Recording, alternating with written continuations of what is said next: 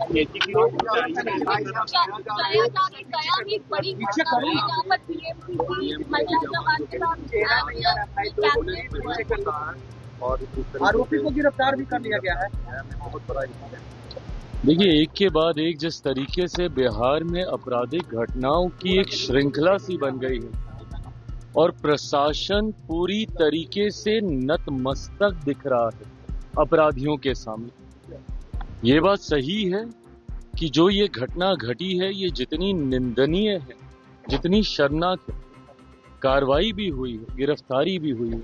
पर पहली बात ऐसी घटनाएं घट क्यों नहीं है। बिहार में जिस तरीके से हत्या, अपहरण, लूटमार, डकैती, बलात्कार एक के बाद ऐसी श्रृंखला बन गई है और अब तो ऐसा लग रहा है जैसे प्रशासन पूरी तरीके से नाकामयाब है इन घटनाओं को रोकने के लिए। और अगर ऐसे ही चलता रहा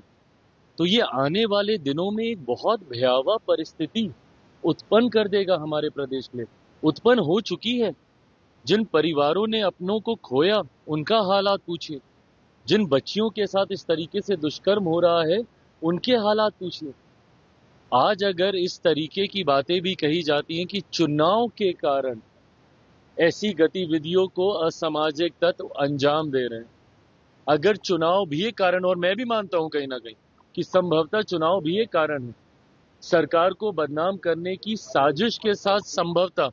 इन घटनाओं को अंजाम दिया जा रहा है, पर तब भी जिम्मेदारी तो प्रशासन की ही है ना इसको नियंत्रित करने की।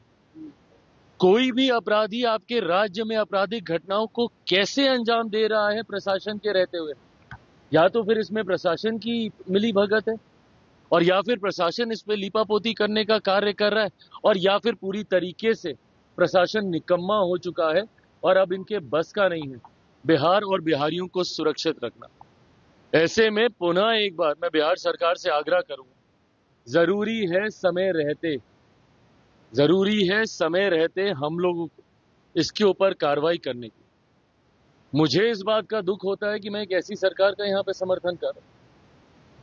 जहां पे अपराध